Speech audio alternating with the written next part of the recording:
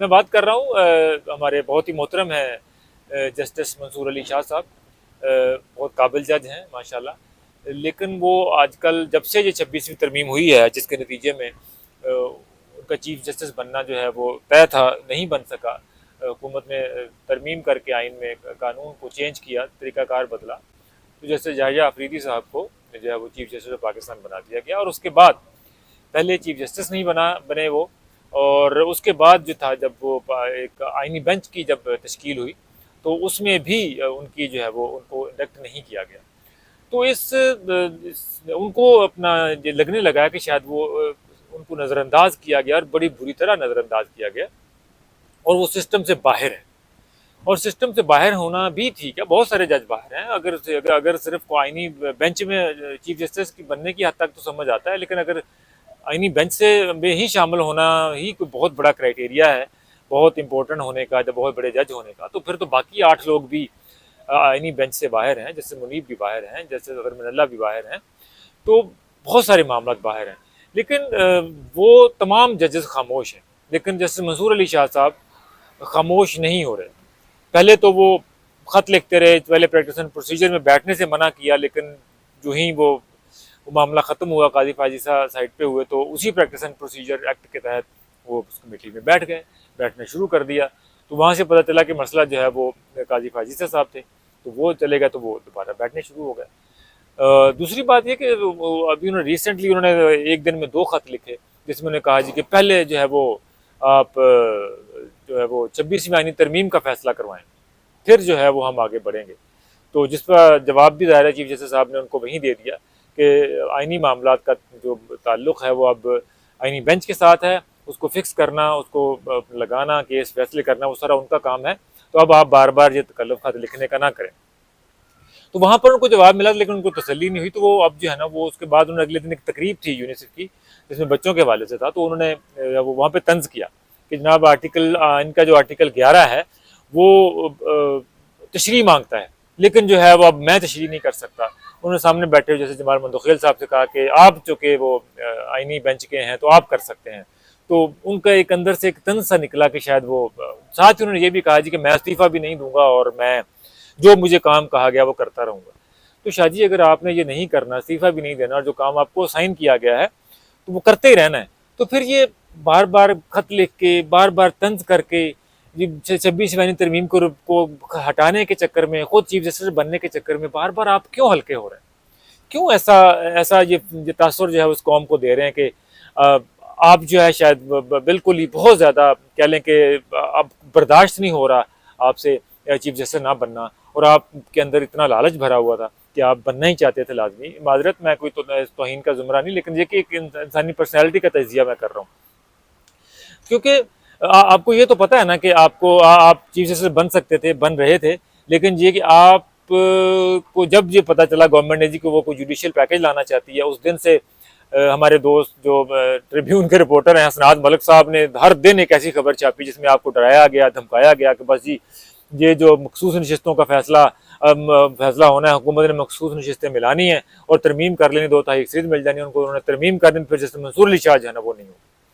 तो आप भी उनके धमकाने में, उनके डरने और ख़बरों के चक्कर में इस कदर आ गए कि आपने जो है वो फौरी तौर पे पेशावर हाई कोर्ट का फैसला जो चैलेंज हुआ था मखसूस नशिस्तों का, तो आपने वो चुटकी में स्टे ऑर्डर करते हैं कि वो फौरी तौर पे उसको फुल कोर्ट और वो बनाने का और उसको करने का आपने जो है वो केस जो फाइल है वो चीफ जस्टिस को भेज दी। इसके बाद वो चला और आपने उसमें बड़े फख्र से जो है वो फैसला आइन से हट के आइन को रीराइट करके दिया, ये साबित हो चुका आपने वो दिया। और उसके पीछे सिर्फ वजह ये थी आपकी और बाकी जजेस की, सिर्फ पीछे वजह ये थी कि हुकूमत जो है वो तरमीम ना कर पाए, और तरमीम करने के बाद आप लाजमी तौर पर चीफ जस्टिस बने और उसके बाद आपके बाद जैसे मुनीब बने। लेकिन अल्लाह ताला के प्लान और होते हैं। जब इंसान जो है वो किसी मामले में लालच करता है तो वो ऑब्वियसली वो पकड़ा जाता है, वो उसमें वो चीज़ों से महरूम रहता है। तो ये वाली बात तो एक तरफ होगी। मुझे मुझे मेरे आप पसंदीदा जज थे। मैं आपको ये वीडियो इसलिए कर रहा हूँ कि मुझे बहुत दुख है कि आप जो हर रोज़ बार बार एक चीज़ को दोहरा रहे हैं, आप हर रोज़ एक 26वीं तरमीम कर रहे हैं, उसको आप रिपील करना चाहते हैं, उसको ख़त्म करना चाहते हैं। तो मुझे शाह साहब जो बहुत देख के बड़ी तकलीफ़ होती है। बड़ा दुख होता है, क्योंकि मैं वो शख्स हूँ जिसने आपके ऊपर बहुत सारा कुछ लिखा है, बहुत कॉलम लिखे मैंने आपकी शख्सियत के मतलब, आपके फैसलों के मतलब। और मैं वाकई रियली आपका बड़ा मददार रहा हूँ। जब आप लाहौर हाई कोर्ट में थे उस वक्त से मैं आपको बड़े क्लोजली आपको मॉनिटर कर रहा हूँ, देख रहा हूँ चीज़ों को। लेकिन मुझे इस वक्त जो आपका कंडक्ट है वो मुझे उससे तकलीफ हो रही है, मुझे वो अच्छा नहीं लग रहा शाह जी। मैं ये रेफरेंस के तौर पे ये जो वीडियो कर रहा हूँ, मैं उसमें एक रेफरेंस आपको देना चाहता हूँ कि आप क्या थे, आपका आप कैसे जज थे, आप कैसे अपराइट जज थे कि आप जो है वो हुक्मरानों के सामने बात करते थे चीज़ों की करने की, और आप बिल्कुल झिझकते नहीं थे। लेकिन आप अपनी ज़ात के अंदर क्यों ऐसे गुम हो गए? मैं तो अपने दोस्तों के लिए भी कि 2010 में आपको याद है पाकिस्तान में एक बहुत बड़ा सैलाब आया था, उसमें पंजाब भी बहुत सारा डूबा। तो शहबाज शरीफ जो है वो वज़ीर आला थे पंजाब के, तो उन्होंने जो है वो एक कमीशन कायम किया, एक जुडिशल कमीशन कायम किया कि जो पता लगाने के लिए कि उस वक्त एक स्कैंडल बना कि जनाब बंद जो है वो खुद तोड़े गए, ज़मींदारों ने जो है ना वो मुख्तलिफ अपनी फसलों को बचाने के लिए, अपनी आबादियों को बचाने के लिए बंद तोड़ के तो लोगों को बाकी चीज़ों को आबादियों की तरफ पानी मोड़ा गया। इस पे एक जुडिशल कमीशन बना जिसकी रिपोर्ट 2014 में जस्टिस मंसूर अली शाह साहब ने 400 सफ़ात के पर मुश्तमिल एक रिपोर्ट लिखी। ये जस्टिस मंसूर अली शाह उस कमीशन को हेड कर रहे थे और उन्होंने एक रिपोर्ट लिखी, उसका नाम उन्होंने दिया रूड अवेकनिंग। ये रिपोर्ट पढ़ने से ताल्लुक़ रखती है, पूरी किताब है एक। मैं उसमें से आपको जो उसका जो इब्तदाई पैरा है वो पढ़ देता हूँ।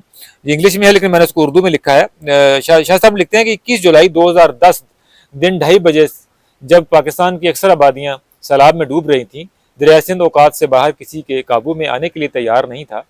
हुकूमत सैलाब के आने और उस नुकसानात से बचने की पूरी तैयारी न करके शर्मिंदगी के सैलाब में बही जा रही थी कि मियाँ वाली में दरिया सिंध पर बने जनाब बिराज के करीब शिगाफ पड़ गया।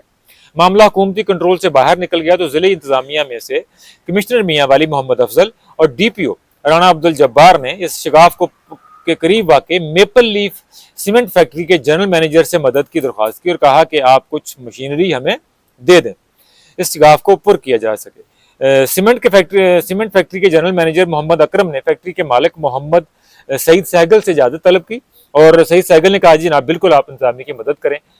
और तो उन्होंने 10 डंपर जो है वो मशीनरी के साथ लोगों के साथ जो है ना वो रवाना किए ताकि वो जनाब बिराज के ऊपर जो बंद है उसको शिगाफ पड़ा हुआ उसको पुर किया जा सके। दिन के 2 बज रहे थे, वो जो ही मशीनरी लेके निकले तो उनको शिगाफ से कोई 1 किलोमीटर दूर रोक लिया गया। उनको बताया गया जी कि चीफ मिनिस्टर जो है वो इस वक्त जनाब बिराज का दौरा कर रहे हैं, इस वजह से आप आगे नहीं जा सकते। वो लोग खड़े हो गए वहाँ पे। शहबाज शरीफ साहब जो है वो 2 घंटे 2.5 घंटे का दौरा करके जनाब बिराज से निकले, हेलीकॉप्टर से उड़े, वापस लाहौर आ गए। उसके बाद उनको यानी कि जब जाने की इजाज़त दी गई तो दिन के 4:30 बज गए थे, लेकिन उस वक्त बहुत देर हो चुकी थी और बहुत सारा पानी बह के जो है वो सैलाब में आबादियों को यानी को तहस नहस कर चुका था।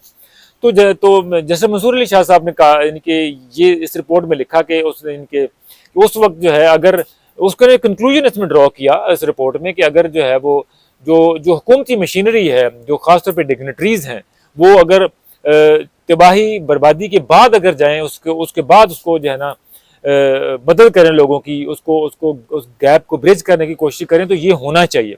लेकिन जब क्राइसिस आया होता है, जब कोई तूफान आया होता है, सैलाब आया होता है, जलजला आया होता है, जब किसी और जगह पे आग लगी हुई होती है तो उस दौरान चाहे वो वजीर आला हो चाहे वो कुछ भी हो, उनको उन मौक़ों पर फौरी तौर पे नहीं जाना चाहिए। उन्होंने पूरी तरह इसके नुकसानात बताएं कि अगर जाएंगे तो पूरी ब्यूरोक्रेसी उसमें लग जाएगी, जो रेस्क्यू का काम है वो मुतासर होगा, सब कुछ होगा। तो उन्होंने कहा कि हमारे यहाँ ऐसे सिस्टम्स की ज़रूरत है कि हमें जो है वो चिड़िया का शिकार जो है ना वो तोप से ना करना पड़े, चिड़िया के शिकार के लिए गुलेल काफ़ी रहनी चाहिए। तो जिसमें मंसूर अली शाह की ये रिपोर्ट पढ़ें।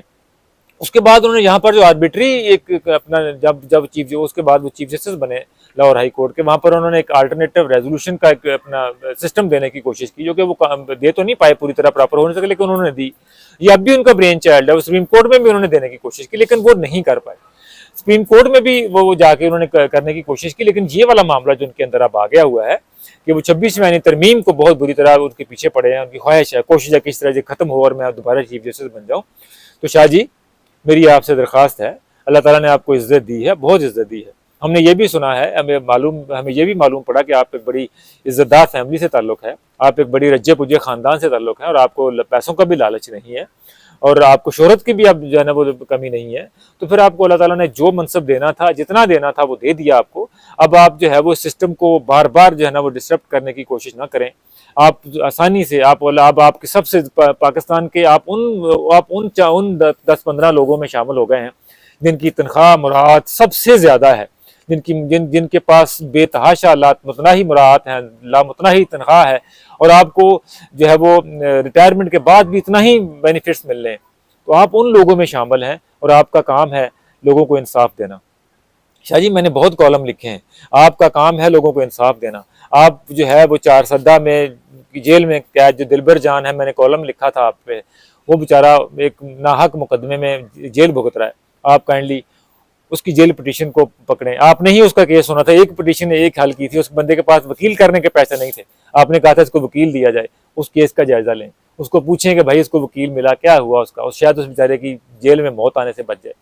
इस तरह की 20-20, 22-22 साल की जेल पिटीशनें हैं, लोग मर रहे हैं जेलों में। आपको वो काम असाइन हुआ है, आप अब वो करें, दिन रात करें, आप ज्यादा से ज्यादा केसेस को डिस्पोज ऑफ करें, लोगों को रिलीफ दें, जिसका बनता है सजा उसको सजा बरकरार रखें, जिसको निकालना है उसको निकालें, उसको लोगों को जेलों से बाहर निकालें, लोगों की जिंदगी आसान करें, लोगों की फैमिली की जिंदगी आसान करें। लोग मर गए पैसे लगा के, इंसाफ को तरस गए।